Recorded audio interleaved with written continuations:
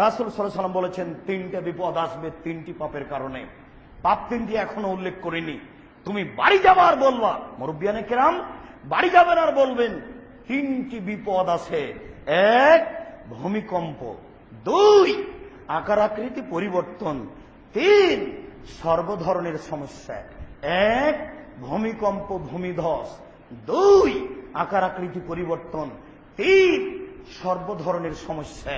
পাপ তিনটি। এক, এদা শারিবুল খুমরা, যখন মানুষ মদ খাবে।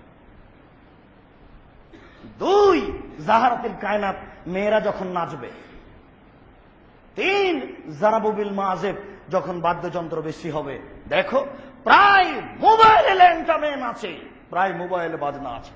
প্রায় বাড়িতে ঢাকা শহরে 20 তলা বাড়ি, 100টি রুম আছে, প্রায় রুমেই পতিতালয়ের মেয়ে নাচে।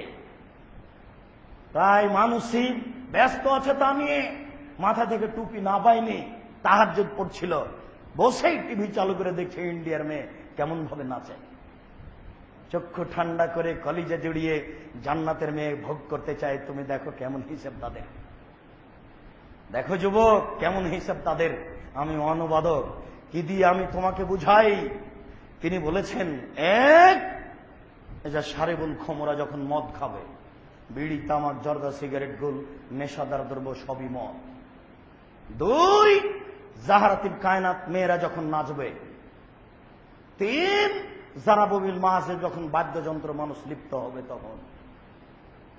আব্দুল